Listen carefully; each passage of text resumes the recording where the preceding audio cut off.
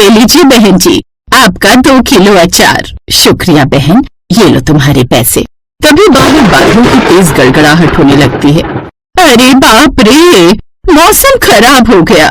तभी तेज बारिश होने लगती है और अमृता उसमें बुरी तरह भीग जाती है। कुछ देर बाद वो घर पहुंचती है जहाँ उसका बेटा अर्जुन उसका कब से इंतजार कर रहा था। माँ, तुम समझती क्यों नहीं? इस तरह तुम बीमार पड़ जाओगी। तू मेरी चिंता छोड़, अभी तेरी माँ इतनी भी बूढ़ी नहीं हुई है। मैं कपड़े बदल कर आती हूँ, फिर साथ में खाना खाएंगे। फिर दोनों साथ में बैठकर खाना खाते हैं। फिर अगले दिन बाहर ठेले वाले की आवाज आती है। अमृता जल्दी से वहां जाती है। भैया, ये कच्चे आम कैसे दिए? 30 रुपए किलो है बहन जी। क्या इतना महंगा? आम बेच रहा है या घी? 30 रुपए का घी कहीं मिलता हो तो मेरे लिए भी ले आना बहन जी। चुप कर, मेरे लिए भी ले आना। तभी अमृता की पड़ोसन जो अभी अभी गांव से आई थी, वो उसकी ये बातें सुन लेती है। अमृता, क्यों इतने महंगे आम खरीद रही हो? मैं गांव से कुछ आम लाई हूँ, तू ही को ले लेना। मेरी भाभी ने जबरदस्ती बांध दिए थे। अब तू तो जानती है मुझे आम का अचार डालना नहीं आता, और तू तो बहुत ही बढ़िया बनाती है, तू उसी का बनाकर मुझे भी दे देना। अच्छा ठीक है। आम लेकर वो अंदर आ जाती है। अंदर घर की खिड़की से अर्जुन ये सब देख रहा था। माँ, तुम नहीं सुधरोगी ना? अब तो मैं कमाने लगा हूँ, फिर भी तुम। अरे बेटा, जिस काम में खुशी मिले वो करते रहना चाहिए। अच्छा सुन, कल शर्मा जी आए थे, एक लड़की बताई है उन्होंने, उनके भाई की बेटी है। सुना है बड़ी गुणी है, आम के अचार से लेकर अचार के पराठे तक सब बनाना जानती है। अब ये बुढ़िया मरने से पहले अपने पोते पोती का मुंह देखना चाहती है। तू जल्दी से ब्याह कर ले बेटा, ताकि मुझे भी थोड़ा आराम मिले। और फिर कुछ दिन बाद ही अर्जुन और अंकिता की धूमधाम से शादी हो गई। अर्जुन की शादी अमृता के जीवन में भी खुशियां ले आई, क्योंकि अब उसका परिवार पूरा जो हो गया था। फिर शादी के ठीक 2 दिन बाद। क्या कर रही हो अंकिता? आलू के पराठे बना रही हो माँ जी। लगता है बड़ी लाड प्यार से पाला है तुम्हारी माँ ने तुम्हें। सच बताओ, तुम्हें रसोई में ज्यादा काम नहीं करने दिया ना उन्होंने? आपको कैसे पता? ऐसे कि आलू के पराठे तो बनाने बैठी हो, पर आलू कहाँ है? ओह शिट, वो तो मैं भूल ही गई। अब माँ जी बस अभी काट कर लाती हूँ। काट कर नहीं, उबाल कर मेरी बहू रानी। वैसे मुझे पक्का यकीन है कि तुम बिना आलू के भी अच्छे आलू के पराठे बना लोगी। रसोई में तुम्हारा हाथ बहुत मजबूत दिखाई देता है। है ना? अर्जुन भी यही कहते हैं। वो समझ गई थी कि अर्जुन जिस बहू के दम पर उसे आराम करने को कह रहा था, असल में उसे अभी बहुत कुछ सिखाना बाकी था। फिर अगले ही दिन से अंकिता एक अच्छी बहू की तरह अपनी सास से खाना बनाना सीखने लगी। और कुछ दिनों के बाद, सुनिए, ये अचार चखिए ना जरा। हाँ हाँ, दिखाओ।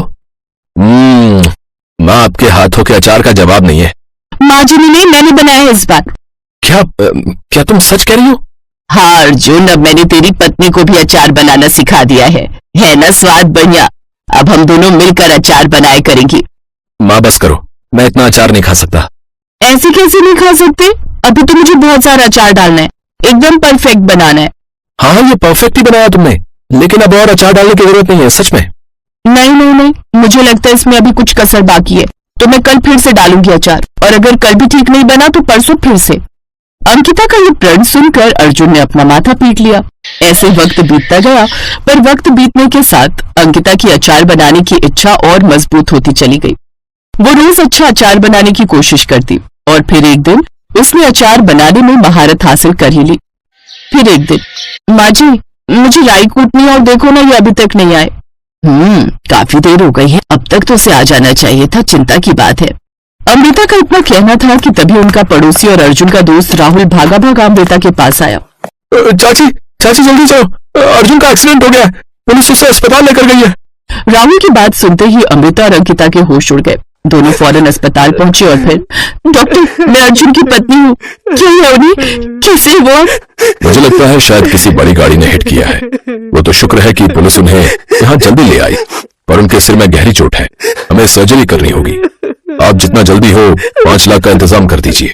हम करेंगे डॉक्टर साहब, आप पैसों की चिंता मत कीजिए, बस मेरे बेटे को कुछ नहीं होना चाहिए। दोनों सास बहुओं को समझ नहीं आ रहा था कि एक साथ इतना पैसा वो कहां से लाएंगे। उन दोनों ने अपने सारे गहने गिरवी रख दिए, और इस तरह अर्जुन की जान तो बच गई, पर उसे अभी तक होश नहीं आया था। इसलिए डॉक्टर के कहने पर उसे अभी अस्पताल में ही ऑब्जर्वेशन में रखा गया था।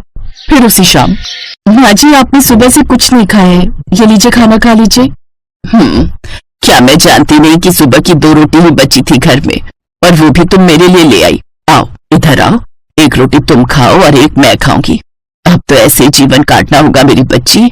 अमृता की बात सुनकर अंकिता की आंखों से भी आंसू बहने लगे, और ये हालात बीतते वक्त के साथ और बदतर हो गए, क्योंकि अस्पताल में भर्ती अर्जुन के इलाज के लिए हर रोज पैसों की जरूरत पड़ रही थी। फिर एक दिन घर की रसोई में, हे भगवान, अब तो आटे के सिवाय कुछ नहीं बचा, न दाल और न ही कोई सब्जी। अब मैं क्या बनाऊं? तभी उसे अपने डाले अचार की बरनी दिखाई दी। उसने झट से बरनी खोलकर देखी, जिसमें एक भी आम का टुकड़ा नहीं था। बस अचार का मसाला बचा था, जो तेल के साथ तैर रहा था। लेकिन उस मसाले को देखकर अंकिता को एक आइडिया आया, और फिर झट से पराठा बनाने लगी। उसने पराठे के अंदर अचार का मसाला भरा और उसी का पराठा बना दिया। और फिर, माँ जी जरा इसे खाकर देखिए। अरे वाह, ये क्या है? अब ये कैसा पराठा है अंकिता? माँ जी पहले आप खाकर बताओ कि कैसा बना है। बहुत ही बढ़िया, सच में। माँ जी भगवान का इशारा है, जैसे कभी आपने अचार बेचकर गुजारा किया था, ठीक उसी तरह मैं भी अब अपने अचारी पराठे के दम पर सब कुछ वापस से हासिल करूंगी, आप देखना। अगले दिन से ही अमृता और अंकिता एक ठेले पर अचारी पराठे बनाकर बेचने लगी, और फिर धीरे धीरे उन दोनों की मेहनत रंग लाई, और फिर दोनों सास बहू ने मिलकर एक छोटा सा होटल खोल लिया।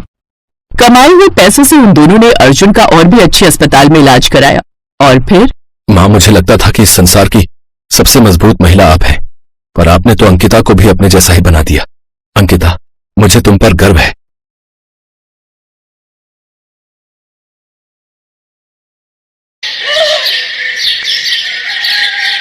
गरीब गुंजन सुबह जल्दी उठकर काफी सारे आलू के पराठे बना लेती है और उन्हें अपनी साइकिल पर रखकर बेचने निकल पड़ती है। आलू के पराठे, गर्मा गर्म करारी करारी चटपटे आलू के पराठे, मक्खन मारकर ले लो ले लो ले लो। गुंजन लगातार अपनी साइकिल पर आलू के पराठे बेचने के लिए आवाज लगा रही थी। उसकी आवाज सुनकर कुछ ग्राहक उसके पास आ जाते हैं। अरे गुंजन बहन, मुझे जल्दी से 2 आलू के पराठे दे दो। जी भाई साहब, बस जरा सा सब्र कीजिए, अभी लगा देती हूँ। गुंजन अपनी साइकिल रोककर खड़ी हो जाती है। ऐसे ही सामने बनी फैक्ट्री के मजदूर भी उसके पास आलू के पराठे खाने आते हैं। क्या मजेदार पराठे हैं गुंजन बहन, मेरे लिए 2 और लगा दो। हाँ हाँ, अभी लो। फिर दिन तक उसके सारे पराठे बिक जाते हैं। इसी तरह वो हर रोज आलू के पराठे बेचने निकल जाती है। उसके हाथ के पराठे सबको बड़े पसंद थे। इसी तरह वो हर रोज सुबह से शाम होने तक आलू के पराठे अपनी साइकिल पर घूम घूम कर गाँव भर में बेचती थी। फिर शाम को थकी हारी वो अपने घर पहुंचती है, जहां उसके बूढ़े सास ससुर और अपाहिज पति उसका इंतजार कर रहे होते हैं। बहू आ गई तू? कब से मैं तेरी राह देख रही थी। घर में राशन खत्म हो गया है, अब खाने में क्या बनाए? आप चिंता मत करिए माँ जी, आज जो कमाई हुई है उनमें से कुछ का मैं राशन ले आती हूँ, और बाकी के बचे हुए पैसों से मैं आपकी दवाई भी ले आती हूँ। थकी हारी गुंजन थैला लेकर राशन लेने बाजार चली जाती है और वहीं से दवाई भी ले आती है। फिर घर आकर वो खाना बनाने लगती है कि देखती है कि आग जलाने के लिए लकड़ियां तो खत्म हो गई हैं। अरे घर में तो लकड़ियां भी नहीं है, मुझे अभी जंगल जाकर लकड़ियां लानी होगी। गुंजन लकड़ियां लेने चली जाती है। कुछ देर बाद घर लौटकर वो सबके लिए खाना बनाती है, फिर सबको खाना परोसकर बर्तन धो देती है। इन्हीं सब में उसे रात का 1 बज जाता है। फिर 4 घंटे की नींद लेकर वो सुबह फिर जल्दी उठकर घर का सारा काम निपटाकर चूल्हे पर आलू के पराठे बनाकर तैयार कर लेती है। फिर अपनी साइकिल पर उन्हें बेचने निकल पड़ती है। आलू के पराठे, करारे करारे स्वादिष्ट आलू के पराठे ले लो। कुछ देर बाद वो बाजार में जाकर खड़ी हो जाती है। ये देख दूसरे फेरी वाले गुस्सा होने लगते हैं। जब से गुंजन आलू के पराठे बेचने लगी है, तब से हमारा धंधा चौपट हो गया। पहले जो भीड़ हमारे ठेले पर रहा करती थी, अब वो सारी उसकी साइकिल के पास जाकर आलू के पराठे खाती है। बिल्कुल ठीक कहा तुमने मदन भाई, इस औरत ने तो हमारी कमाई आधी कर दी है। न जाने क्या जादू है इसके आलू के पराठों में। गुंजन के हाथों में कमाल का जादू था। वो बहुत ही बढ़िया आलू के पराठे बनाती थी। गुंजन का पति विजय दूसरे गांव में एक फैक्ट्री में काम करता था। उस गांव से आते जाते उसकी मुलाकात गुंजन से हुई। फिर दोनों में प्यार हुआ और दोनों ने शादी कर ली। शादी कर गुंजन माधोपुर गांव अपने ससुराल आ गई। उसके गांव में उसके बूढ़े सास ससुर थे। सब कुछ अच्छा चल रहा था। गुंजन और विजय भी एक दूसरे के साथ बहुत खुश थे। लेकिन एक रोज जब विजय दूसरे गांव से साइकिल से घर लौट रहा था, तभी उसकी टक्कर एक बस से हो गई, जिसमें विजय अपाहिज हो गया। तब से घर खर्च चलाने के लिए गरीब बहू गुंजन आलू के पराठे विजय की पुरानी साइकिल पर बेचने लगी। लेकिन गांव के कुछ फेरी वाले अब उससे जलने लगे और उन्होंने अब उसको सबक सिखाने की ठानी। एक रात, राजू, अच्छा मौका है, अभी वो सब सो रहे होंगे, बता दो साइकिल वाली को हम लोगों से पंगा लेने का क्या अंजाम होता है, तोड़ दो उसका ये साइकिल ढाबा। अभी लो हुजूर। राजू और मदन मिलकर उस गरीब बहू का साइकिल ढाबा तोड़ देते हैं। अगली सुबह जब गुंजन बाहर आई तो अपनी साइकिल का ये हाल देखकर हैरान रह गई। हे राम, ये क्या हो गया? किसने किया ये सब? आखिर किसने ये मेरा साइकिल ढाबा तोड़ दिया? अब मैं क्या करूंगी? अपने आलू के पराठे कहाँ बेचूंगी? अब इतने पराठे बनाए, आज बेचने नहीं गई तो बहुत नुकसान होगा।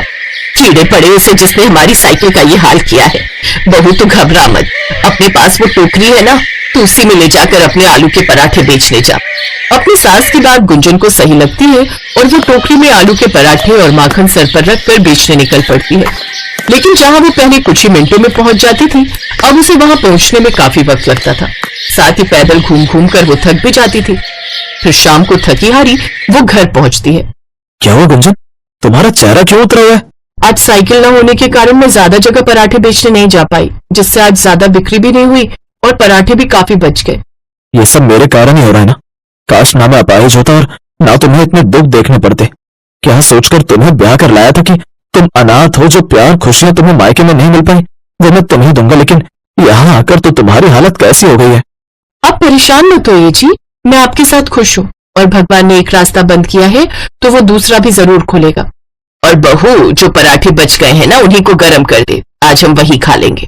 वो सब वही सुबह के बने हुए आलू के पराठे खाते हैं और सो जाते हैं। फिर अगले दिन वो फिर से आलू के पराठे बनाकर टोकरी में रखकर बेचने निकल जाती है। आलू के पराठे ले लो, आलू के पराठे।